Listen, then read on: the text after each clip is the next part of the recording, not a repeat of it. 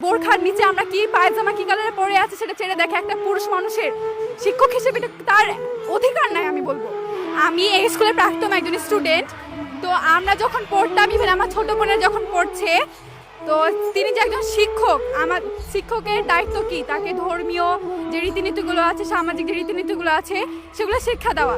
কিন্তু একটা স্টুডেন্ট যখন এখানে আসে যথেষ্ট শালীনভাবে, তো সে তাদেরকে বিভিন্নভাবে অপমান করে, অপদস্থ করে, ইভেন সে হ্যাঁ তার কোনো অধিকার নাই এভাবে আচরণ করা আমাদের ওপরে। ইভেন আমাদের লাঠির বাড়ি আমাদের এমনভাবে আঘাত করে যে এটা বলতে পারবো না আমরা, আমরা আসলেই লজ্জিত। আমরা ঠিক মতো বলতে পারবো না যে কিভাবে আমাদের আঘাত করে। একটা শিক্ষক কি করে মেয়েদের গায়ে এভাবে মারতে পারে? আমাদের ভুল হলে আমাদেরকে আদর সহকারে আমাদের বুঝিয়ে বলবে যে আমাদের কি হয়েছে, আমাদের ভুল হয়েছে, আমাদেরকে পিতার মতো করে আমাদেরকে আদর করবে, সেখানে এভাবে মারে। আমাদের বোরখার নিচে আমরা কি পায়জামা কি কালারে পরে আছে সেটা ছেড়ে দেখে একটা পুরুষ মানুষের শিক্ষক হিসেবে এটা তার অধিকার নাই। আমি বলবো সুতরাং আমাদের ছোট বোনেরা যখন জেগে উঠেছে, আমরাও তাদেরকে যথেষ্ট পরিমাণে সাহায্য করবো, এবং তারা ঠিক কাজই করেছে, যেটা আমরা করতে পারিনি।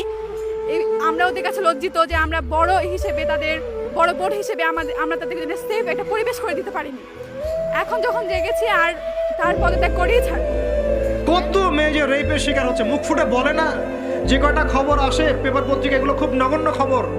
বাস্তবতা আরো অনেক কঠিন, পরিসংখ্যান অনেক বেশি, অনেক বেশি। মেয়েরা তো আর মুখ ফুটে বলবে না আমার সাথে এরকম অন্যায় করা হয়েছে। কিছু কিছু মেয়ে যখন বলে তখন আপনি খবর পান। অনেক মেয়ে প্রাইমারি স্কুল থেকেও, তারা প্রাইমারি লেভেল থেকে একদম বয়স যখন 10-15 এখান থেকে শুরু করে কলেজ পর্যন্ত ধর্ষণের শিকার হয়েছে, রেপের শিকার হয়েছে, গার্লফ্রেন্ড বয়ফ্রেন্ডের দ্বারা বা টিচারের দ্বারা, কোনো কোনো ক্ষেত্রে চলতে ফিরতে গুন্ডা মাস্তানের দ্বারা। এটা হচ্ছে ফ্রি মিক্সিং এর কারণে। ছেলে আর মেয়েকে আপনি একসাথে জড়িয়ে দিয়েছেন, এগুলো চলবেই। এখন অনেক সময় এমনও হয়েছে মেয়ে পড়াচ্ছেন, চারপাশে গোল হয়ে বসে আছে ছেলেরা। আর কখন আমরা এমনও দেখেছি যে কলেজে মাঠের মধ্যে বসে আছে ছেলে মেয়ে একসাথে গোল হয়ে, গ্রুপ স্টাডি। মিথ্যা কথা বলছে? Group study.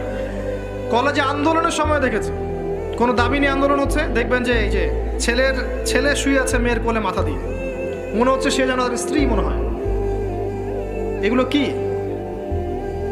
এগুলো চলছে এখন। এখানে আপনি কিভাবে আপনার বাসায় পর্দা ধরে রাখবেন? কিভাবে সম্ভব? বেশি বেশি মেয়েদের যুগোপযোগী মাদ্রাসার প্রয়োজন, বেশি বেশি মেয়েদের ইসলাহি আলোচনার দরকার, মেয়েদের মধ্যে দাওয়াতি কাজের দরকার।